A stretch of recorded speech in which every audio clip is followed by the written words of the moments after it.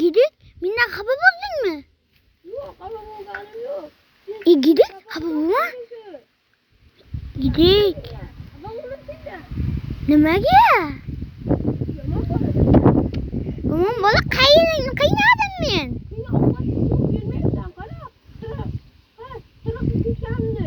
Mononi qara bum bum bum bum bum bum. Meni suyagim kattaligi shunaqa. Ya.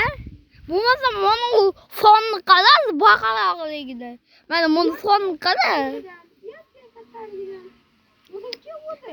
Bir tumshug'ingni qara, baqaloq bo'lib ketganini. Chuchoqingni qara, sevilib ketganini. Chuchoqingni yo'q, qulog'ingni qara kattaligida. Burningni qara, burningni.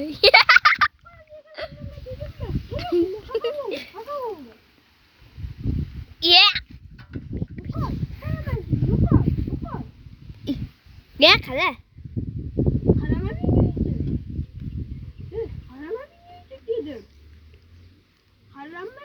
Amca bilang kasih urusan. Mau kalah minyak.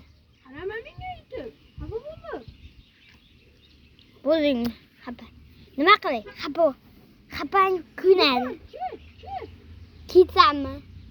Ketsam, meni ketsam tushib qo'yasan. Keyin tozalab bering deb yig'laysan-ku. Yo'q, ketmayman. Nima qilishim kerak ekan?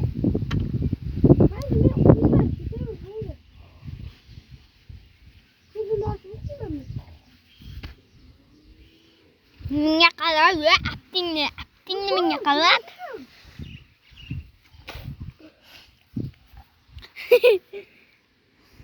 Do'stlar zo'r chiqdi.